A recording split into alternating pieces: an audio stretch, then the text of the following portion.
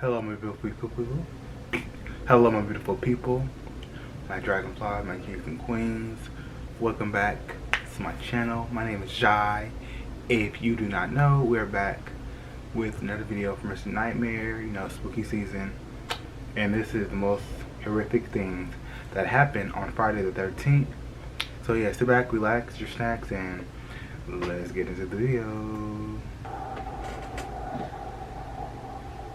Friday the 13th has long been considered a date cursed with bad luck. It's largely been a date that people look at as an excuse to do scary-themed activities like binging scary movies. But this is the first year since 2017 that Friday the 13th falls in October. So for this video, we're looking at some of the most terrifying events that have actually taken place on the notorious day of bad luck. Tupac Shakur. Tupac Shakur, better known as a stage name simply as Tupac, was an American rapper widely considered to be one of the most influential and successful rappers of all time. Tupac was arguably responsible for some of the most memorable rap verses in history. And while much of his notoriety came about after his shocking death in the mid-1990s, he's still remembered and talked about today. On the night of September 7th, 1996, Tupac was in Las Vegas celebrating his business partner's birthday. One night while there, he attended the Bruce Seldon vs. Mike Tyson boxing match with Suge Knight at the MGM Grand. Later that night at about 11:15 p.m., while at a stoplight, a white four-door Cadillac sedan pulled up to the passenger side of Tupac's vehicle, and an occupant rapidly fired into the car. He was hit 4 times, once in the arm, once in the thigh, and twice in the chest, with one bullet entering his right lung. Tupac succumbed to his injuries 6 days later on September 13th.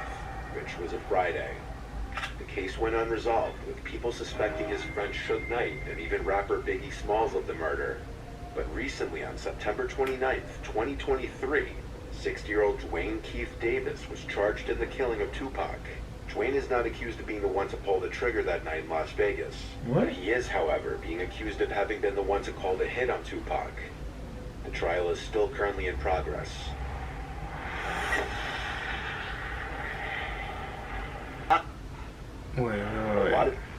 Which was a Friday. The case went unresolved, with people suspecting his friend Suge Knight and even rapper Biggie Smalls of the murder. But recently, on September 29th, 2023, 60-year-old... Okay, is that a Friday? What? Dwayne Keith Davis was charged in the killing of Tupac. Dwayne is not accused of being the one to pull the trigger that night in Las Vegas. But he is, however, being accused of having been the one to call the hit on Tupac. The trial is still currently in progress.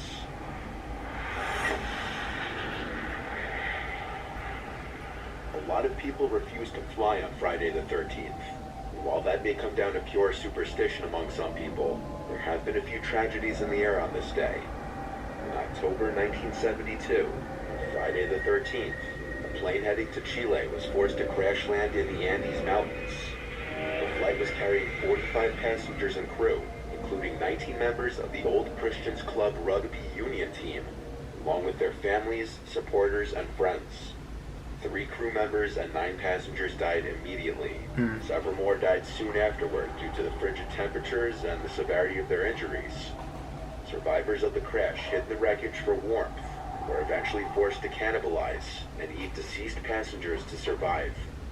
A rescue team was sent out, but the mission was called off after 10 days.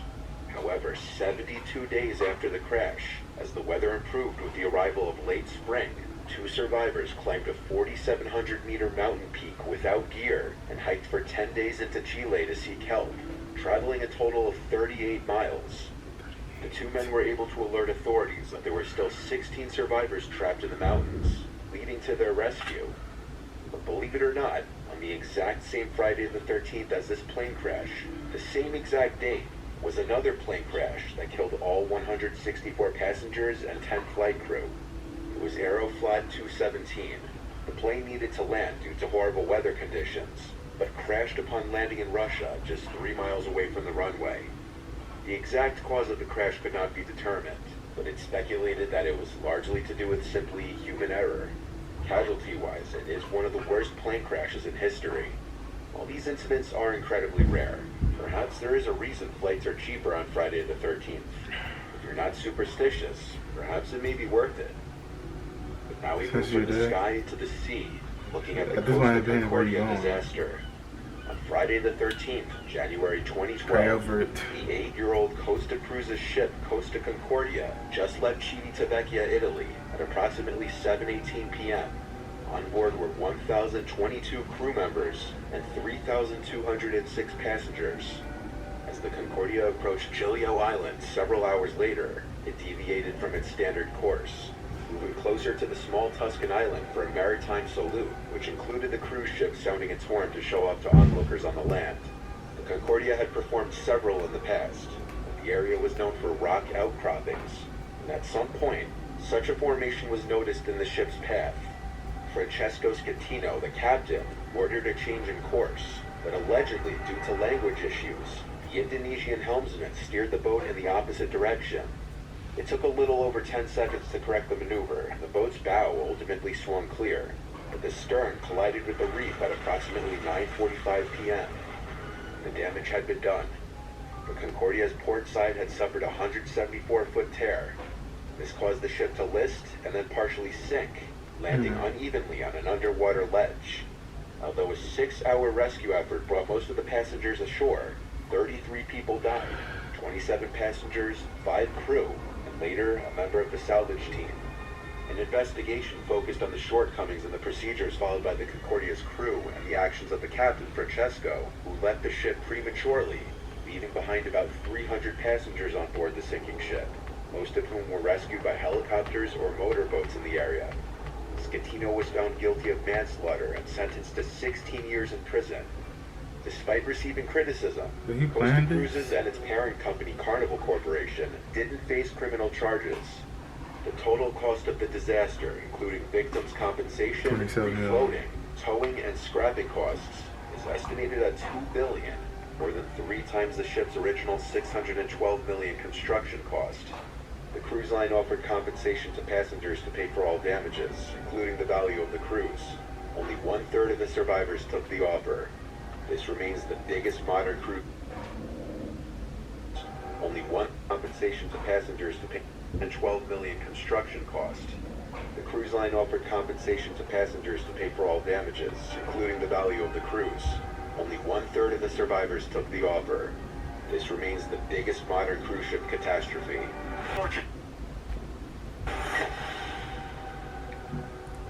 David Anthony McGreevy was born in Southport, England in 1951 to Bella and Thomas McGreevy. David was the second oldest of 6 children. Since David's father was a sergeant in the British Army, a lot of his childhood was spent moving from one army base to another. This could mean that one year he was being educated in an army school in England, the next in Germany. According to David's mother, living in Germany was his happiest time. David's mother, Bella, later said she could only remember one childhood incident of concern, as David was otherwise allegedly well behaved. In 1967, 15-year-old David left school and enlisted in the Royal Navy. However, he was dismissed from the Navy in August 1971 after being court-martialed for starting a fire that destroyed a mess wardroom. David then moved back in with his parents, but around this time his life was crumbling as his fiancée broke up with him and he was fired from several jobs. For this reason, his parents became fed up with him and kicked him out. So David turned to his friend Clive Kenneth Ralph, who let him board with he and his wife, Dorothy Elsie, and their 2 small children, Paul and Dawn. Clive and Dorothy had been school friends. There was a 5-year age gap between them. They had married in September 1968, when Dorothy was 16 and pregnant with Paul. At the time David moved in, Dorothy was pregnant with their 3rd child, Samantha, who was born on the 14th of July in 1972. With both Clive and Dorothy busy working, David acted as a babysitter for the Ralph children. He was regarded by family and neighbors, as well as the Ralphs, as a person who loved children. So what would soon happen was nothing short of unexpected and horrific. Never. On Friday the 13th, in April 1973, Elsie was picked up from work by Clive, who had left home late with the children all asleep.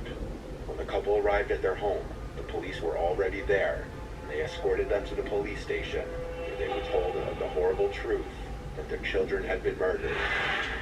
So what happened? Well, David was known to be a heavy drinker and sometimes a violent drunk. He had gone to a nearby pub earlier that evening with a friend, and he had 7 pints of beer. The two men had played cards and darts, though a small altercation took place prior to leaving the pub. Clyde picked David up from the pub and brought him to look after the children, while Clyde went to get Elsie from work. He was drunk. Sometime between 10:15 and 11:15 p.m., David, while completely wasted, became infuriated with the children, beginning with the baby Samantha, who had been crying for her bottle. David violently killed the 3 children, each in a different yet brutal manner. After killing the 3 children, David went down to the basement and retrieved a pickaxe to further mutilate their bodies.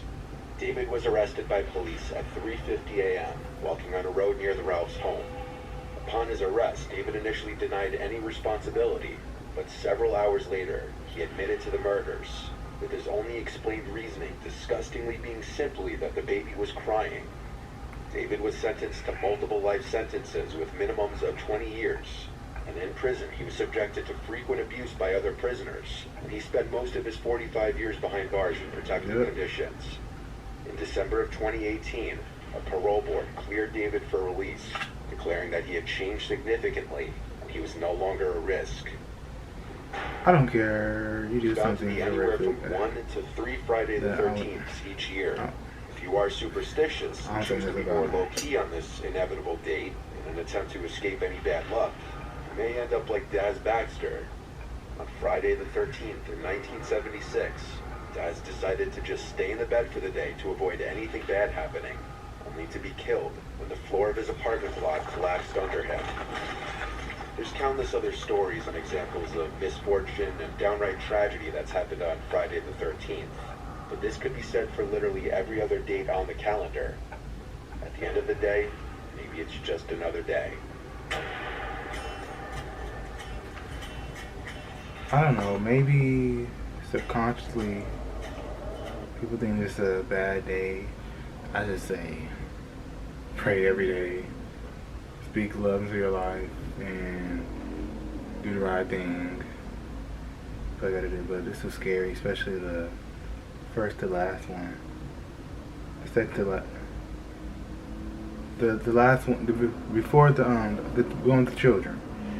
That was if you have like a bad work record and you're not that stable, I would never want you to watch my children. That's just something. And for like the plane, the cruise, I don't know. Maybe just another unfortunate day that happened. Yeah. So tell me what you think. Thank you guys for tuning into this video. Have the most awesome positive day. Stay grateful, stay blessed, and until next time, you guys, peace.